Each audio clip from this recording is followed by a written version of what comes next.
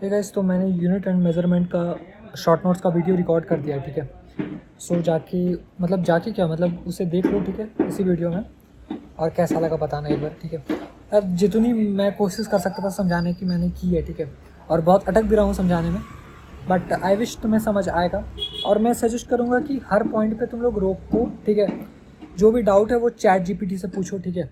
और जो भी टॉपिक पे डाउट है, जैसे कि तुम्हें डाउट है डायमेंशनल एनालिसिस पे, ठीक है, तो डायमेंशनल एनालिसिस का डाउट तुम चैट जीपीटी पे जाके पूछो कि यार मुझे डायमेंशनल एनालिसिस समझा दे अच्छे से, ठीक है।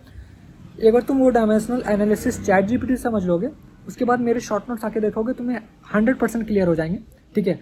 जो ऐसे करके फॉलो कर रहा है मेरे शॉर्ट नोट्स को, आई विश, मतलब मुझे पता है कि वो यूनिट एंड डायमेंशन का जब भी कोई टेस्ट में आएगा तो उसको फोड़ देगा, ठीक है। अच्छे से क्वेश्चन हो जाएंगे उसके, ठीक है। और मैं ये भी सजेस्ट करूँगा कि कुछ क्वेश्चंस तुम लोग कर लेना, ठीक है, शॉर्ट नोट्स रिवाइज करने के बाद और चैट जीपीटी से पढ़ने के बाद, ठीक है। सो ठीक है, यही मैसेज था। अब देखो तुम लोग इस यूनिट एंड डायमेंशन चैप्टर का शॉर्ट नोट्स मिलते हैं नेक्स्ट वीडियो में। सो यूनिट एंड मेजरमेंट का शॉर्ट नोट्स आपको वन शॉट में मैं बता रहा हूँ, ठीक है।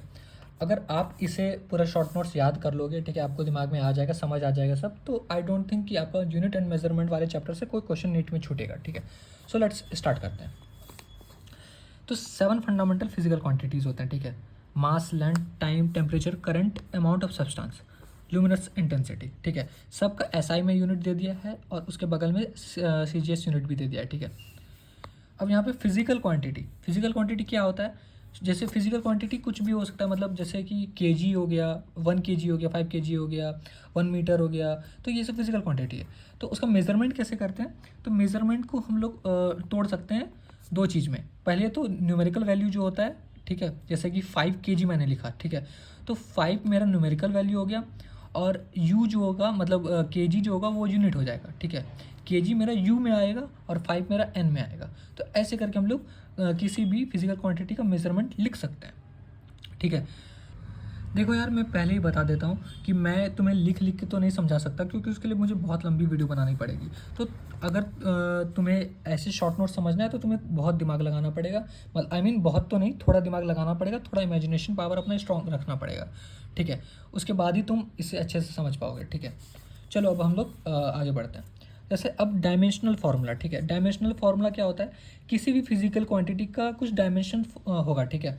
जैसे कि अगर हम लोग 5 kg का ही एग्जांपल ले लें, तो 5 kg क्या है? मेरा फिजिकल क्वांटिटी है, ठीक है। उसका क्या हो सकता है डायमेंशन? तो 5 kg, तो उसमें सिर्फ मास आता है, लेंथ आता है नहीं आता है, टाइम आता है नहीं आता है। तो हम लोग लिखेंगे मास का पावर 1, लेंथ का पावर 0, टी का पावर 0, टी मतलब टाइम, टाइम का पावर 0, तो उसका हो जाएगा m1l0t0। उसका ये हो जाएगा डायमेंशनल फार्मूला, ठीक है। अगर हम फोर्स का लिखें तो फोर्स में क्या क्या आता है? मास आता है, एक्सेलरेशन आता है। तो मास का पावर 1, एक्सेलरेशन होता है LT-2, तो L का पावर 1, T-2, तो मेरा फोर्स का फार्मूला आ जाएगा वैसे, ठीक है। Dimension less physical quantity, dimension less physical quantity में क्या क्या आता है? कौन सी ऐसी फिजिकल क्वांटिटीज़ भी हैं जिसका डायमेंशन नहीं होता है, ठीक है। तो चलो देखते हैं। जैसे कि यहाँ पे दिया हुआ है, एंगल है, सॉलिड एंगल है, स्ट्रेन है, पॉइजन्स रेशियो है, रिफ्रैक्टिव इंडेक्स है, ट्रिग्नोमेट्रिक फार्मूला है, एक्सपोनेंशियल फंक्शन है, रिलेटिव परमिटिविटी है और स्पेसिफिक ग्रेविटी है, ठीक है। इन सभी का कोई डायमेंशन नहीं होता है, लेकिन फिजिकल क्वांटिटी ये है, ठीक है। फिजिकल क्वांटिटी ये है, लेकिन इनका कोई डायमेंशन नहीं होता है। अब एक और बात कि ग्रेडियंट क्या होता है? जैसे कि हम लोग ने सुना होगा प्रेशर ग्रेडियंट, ये ग्रेडियंट, वो ग्रेडियंट, तो एक्चुअली में उसका मतलब क्या होता है? प्रेशर का मतलब तो सबको समझ आता है कि फोर्स बाय एरिया, लेकिन कोई बोल देगा प्रेशर ग्रेडियंट क्या है, तो वो वहाँ पे अधिकतर स्टूडेंट कन्फ्यूज हो जाते हैं। तो मैं बताता हूँ प्रेशर ग्रेडियंट क्या होता है। प्रेशर ग्रेडियंट, देखो ग्रेडियंट का मतलब क्या है? Change per unit length. अगर मैं बोलूँ प्रेशर ग्रेडियंट, तो pressure change per unit length, simple. कितना प्रेशर मेरा पर यूनिट लेंथ चेंज हो रहा है, ठीक है, हर मीटर में या फिर हर सेंटीमीटर में कितना प्रेशर मेरा चेंज हो रहा है, ठीक है, उसी को कहेंगे प्रेशर ग्रेडियंट। या फिर किसी और चीज़ के बाद ग्रेडियंट लिखा हुआ है तो समझ जाना कि वो फिजिकल क्वांटिटी कितना चेंज हो रहा है पर मीटर, ठीक है, ऐसा। इंपॉर्टेंट फॉर टेस्ट के लिए देखो इंपॉर्टेंट एक चीज़ है कि देखो pressure, energy density, bulk modulus, share modulus, stress, ये सभी का डायमेंशन सेम होता है, ठीक है। यहाँ पे लिखा हुआ है dimension. Electric field potential gradient, ठीक है, हैव सेम डायमेंशनल फार्मूला, ठीक है, ml t-3 a-1, ठीक है, ये होता है एम्पियर। चलो आगे बढ़ते हैं। एंगुलर मोमेंटम जो है और प्लैंक्स कांस्टेंट जो है उनका भी डायमेंशन सेम होता है। अब सबसे important cheese principle of homogeneity. तो प्रिंसिपल ऑफ होमोजेनिटी क्या होता है, ये बहुत इंपॉर्टेंट है यूनिट एंड मेजरमेंट में, इसको याद रखना, ठीक है। तो देखो प्रिंसिपल ऑफ होमोजेनिटी का मतलब होता है कि हम लोग ऐड और सब्ट्रैक्ट सिर्फ सेम फिजिकल क्वांटिटी को कर सकते हैं। मतलब फोर्स को फोर्स से ऐड कर सकते हैं, फोर्स को फोर्स से ही सब्ट्रैक्ट कर सकते हैं। फोर्स को हम लेंथ से सब्ट्रैक्ट नहीं कर सकते, फोर्स को हम लेंथ से ऐड नहीं कर सकते, ठीक है। बट हाँ, फोर्स को हम लेंथ से डिवाइड कर सकते हैं, फोर्स को हम लेंथ से मल्टीप्लाई जरूर कर सकते हैं, ठीक है। वी कैन मल्टीप्लाई और divide a physical quantity which have same और डिफरेंट डायमेंशन, ठीक है। अगर मेरा फोर्स इंटू फोर्स भी कर सकते हैं, फोर्स इंटू लेंथ भी कर सकते हैं, फोर्स इंटू टेम्परेचर भी कर सकते हैं, तो हम लोग ये कर सकते हैं, ठीक है। बट हम लोग ऐड और सब्ट्रैक्ट सेम फिजिकल क्वांटिटी वाले ही फिजिकल क्वांटिटी को करेंगे, ठीक है। चलो अब नीचे आते हैं, डायमेंशन लेस फंक्शन। तो देखो यार, डायमेंशन लेस फंक्शन क्या होता है, जैसे मैंने तुम्हें बताया था कि ट्रिग्नोमेट्रिक फंक्शन डायमेंशन लेस होते हैं, ठीक है। यहाँ पे बताया था, कहाँ पे बताया था, कहीं तो बताया था यहाँ पे यार,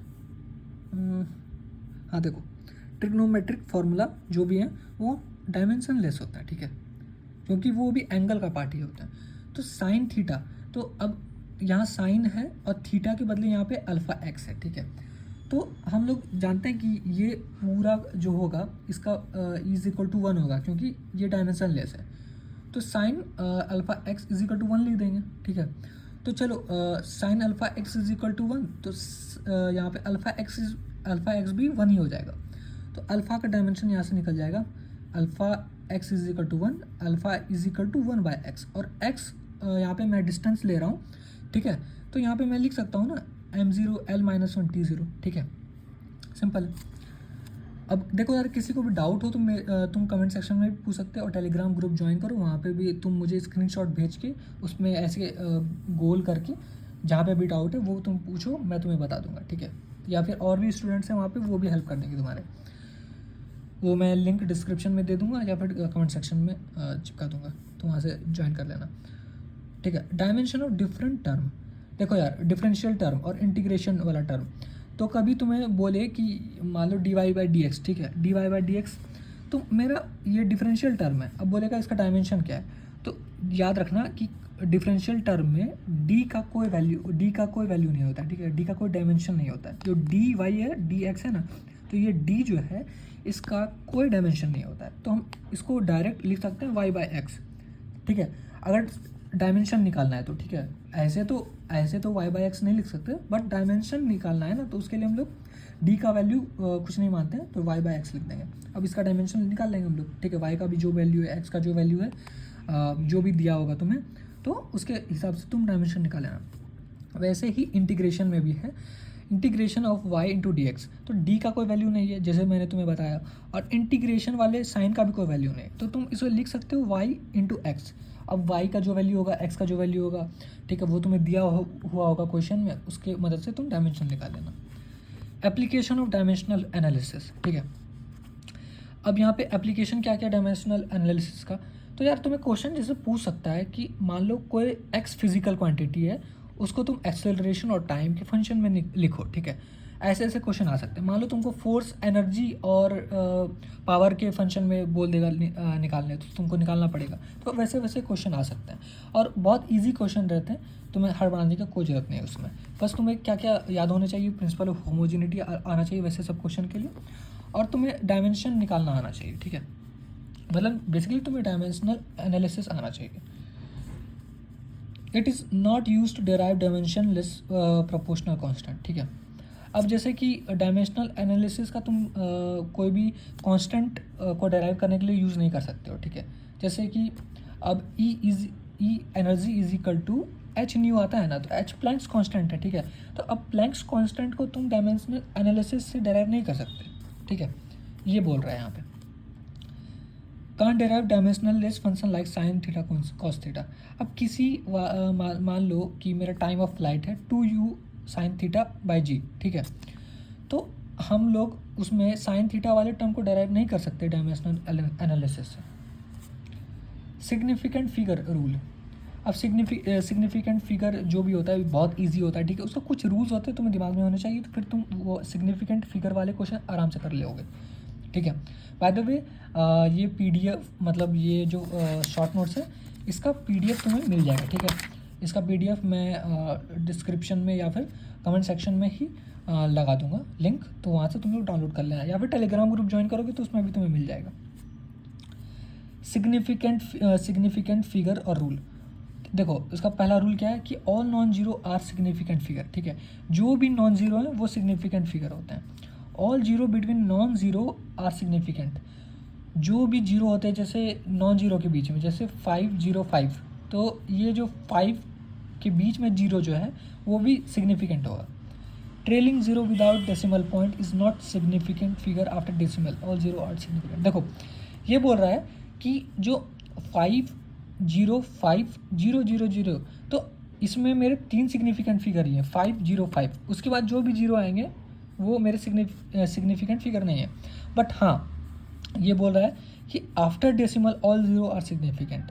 अगर मैं बोलूँ कि 505.500, तो मेरा यहाँ पे 00 जो डेसिमल के बाद है वो भी सिग्निफिकेंट फिगर में काउंट होंगे, ठीक है।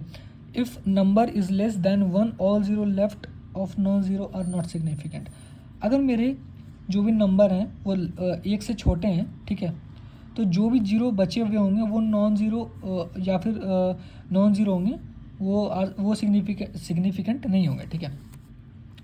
Exact number have infinite significant figure, जैसे अगर मैं बोलूँ कि 500 पीपल, तो बोलेगा क्या उसका मतलब कितने सिग्निफिकेंट फिगर हैं 500 पीपल्स में, तो तुम लोग बोलोगे इन्फिनाइट, ठीक है, क्योंकि वो एग्जैक्ट नंबर है। In power form power is not significant, देखो पावर फॉर्म में जैसे कि 2 का पावर 2 बोलेगा कितने सिग्निफिकेंट फिगर है, तो तुम लोग बोलोगे 1, 2 ही है, ठीक है। उसका पावर को हम लोग सिग्निफिकेंट फिगर में नहीं मानते।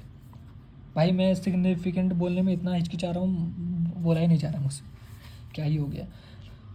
राउंडिंग ऑफ, देखो राउंडिंग ऑफ कैसे करते हैं।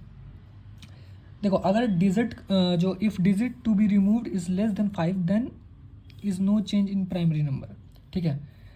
अगर मेरा जो डिजिट है वो मेरा 5 से छोटा है, जैसे कि 75.4, ठीक है, तो 0.4 जो है पॉइंट के बाद जो 4 आया है वो 5 से छोटा है ना, तो उसको हम लोग मतलब चेंज नहीं करेंगे, ठीक है, वो नंबर वैसा ही रह जाएगा।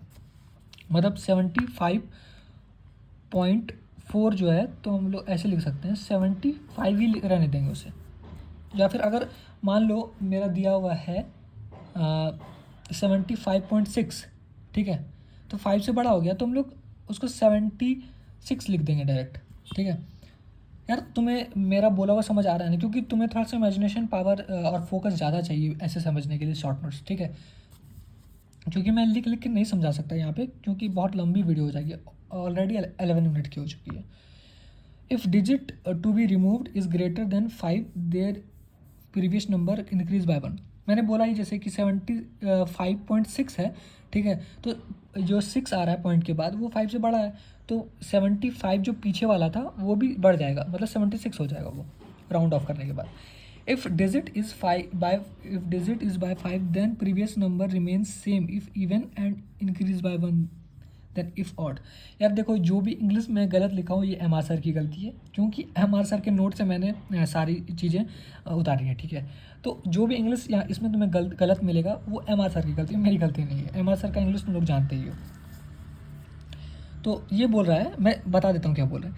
अगर मेरा डिजिट जो है वो प्रीवियस डिजिट जो है वो 5 है, तो वो 5 ही रह जाएगा, ठीक है। इवन है तो इंक्रीज़ हो जाएगा 1 से, अगर ऑड है तो सेम ही रह जाता है। तो एक्यूरेसी, यार देखो मैं ये राउंडिंग ऑफ और सिग्निफिकेंट फिगर वाला जो रूल है ना, तुम लोग एक बार चैट जीपीटी से पूछ लेना हिंदी में, बहुत अच्छे तरीके से समझाएगा। ये मेरे तरफ से एक बोनस टिप है। एक बार तुम लोग जाके चैट जीपीटी में बोलो कि भाई मुझे सिग्निफिकेंट फिगर रूल और राउंडिंग ऑफ वाले रूल समझा दो नीट एग्ज़ाम के लिए, तुम्हें वो बहुत अच्छे तरीके से समझा देगा, ठीक है। वो भी बिना, और फिर कोई डाउट है तुम उसे पूछ भी सकते हो, तुम्हें वो डाउट भी सॉल्व कर देगा। अब एक्यूरेसी में आते हैं, how close the measured value to the true value, ठीक है। एक्यूरेसी का मतलब होता है कि मेरा जो मेजर्ड वैल्यू है वो असली वैल्यू से कितना क्लोज है। मान लो असली वैल्यू है मेरा 5 मीटर, तो अगर मैं 4.6 मीटर और 4.7 मीटर मेज़र किया, दो बार मैंने मेज़र किया, तो एक बार मेरा आता है 4.6 मीटर, एक बार आता है 4.7 मीटर, ठीक है। तो ज़्यादा एक्यूरेट कौन है? 4.7, क्योंकि वो ज़्यादा क्लोज है मेजर्ड वैल्यू से, मतलब ट्रू वैल्यू से, ठीक है। If true value is not given then most precise is most accurate, ठीक है। अब ये बोल रहा है कि मेरा अगर ट्रू वैल्यू नहीं दिया हुआ है, ठीक है, तो मोस्ट प्रिसाइज मोस्ट एक्यूरेट है। अब मोस्ट प्रिसाइज कैसे पता करेंगे कौन सा मोस्ट प्रिसाइज है? तो जिसमें ज़्यादा डेसिमल के बाद नंबर होंगे वो ज़्यादा प्रिसाइज होगा। जैसे कि एक नंबर है 4.7, एक नंबर है 4.72235, तो इसमें कौन सा प्रिसाइज होगा? जिसमें 4.72235 लिखा है ना, पॉइंट के बाद इतने सारे नंबर लिखे, वो ज़्यादा प्रिसाइज होगा, ठीक है। और वही मोस्ट एक्यूरेट भी होगा अगर तुम्हें ट्रू वैल्यू नहीं दिया है तो। प्रिसीजन, प्रिसीजन क्या होता है? How precise value is measure. High number of decimal place represent high precision. मैंने बोला था कि जैसे डेसिमल प्लेस के बाद जितने ज़्यादा नंबर होंगे वो उतनी प्रिसीजन को बताएगा, ठीक है, उतनी ही प्रिसाइज होगी वो measured value. Absolute error, absolute error क्या होता है? ट्रू वैल्यू में से मेजर्ड वैल्यू घटाते हैं उसका मॉड, ठीक है। जैसे ट्रू वैल्यू मेरा 5 है और मेजर्ड वैल्यू 4.7 मीटर है, तो 0.3 का मॉड जो होगा वो मेरा एब्सोल्यूट एरर होगा, ठीक है। रिलेटिव एरर, रिलेटिव एरर मेरा होता है absolute error by true value, ठीक है। जो भी एब्सोल्यूट एरर है उसको डिवाइड कर देंगे ट्रू वैल्यू से।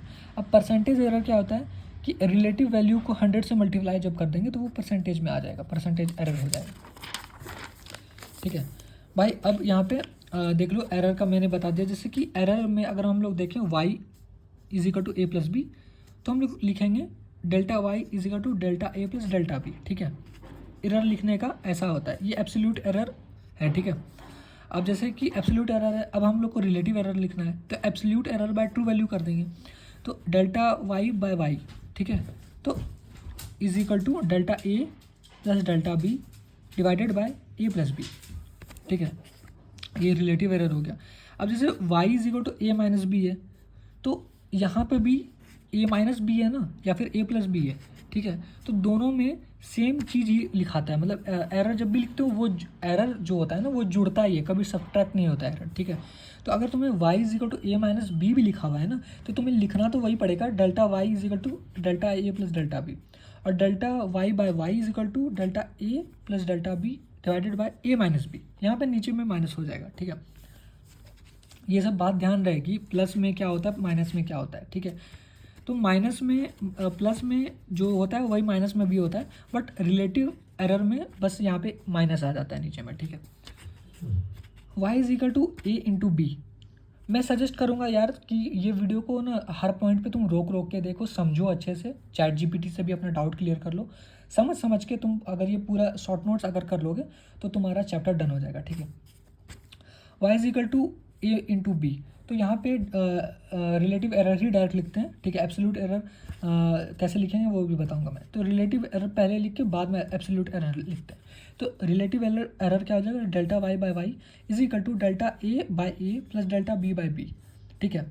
और डिवीज़न वाले मेथड में भी यही होगा, y is equal to a by b होगा, तो भी रिलेटिव एरर ऐसे ही लिखेंगे।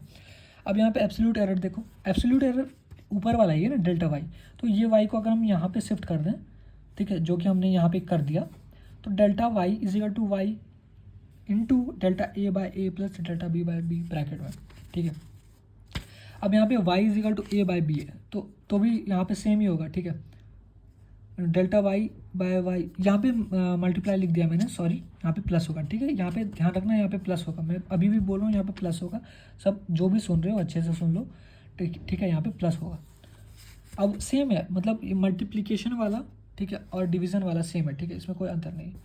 अब यहाँ पे अगर देखूँ मैं y is equal to 4 into A के पावर n, ठीक है, तो यहाँ पे हो जाएगा y इज इक्वल टू ए का पावर, क्योंकि 4 को इग्नोर कर देंगे, ठीक है, 4 को इग्नोर कर देंगे। अब यहाँ पे हम लोग एब्सोल्यूट एरर लिखेंगे, delta y by Y is equal to, ये पावर जो है वो नीचे आ जाएगा, ठीक है, n into delta a by A.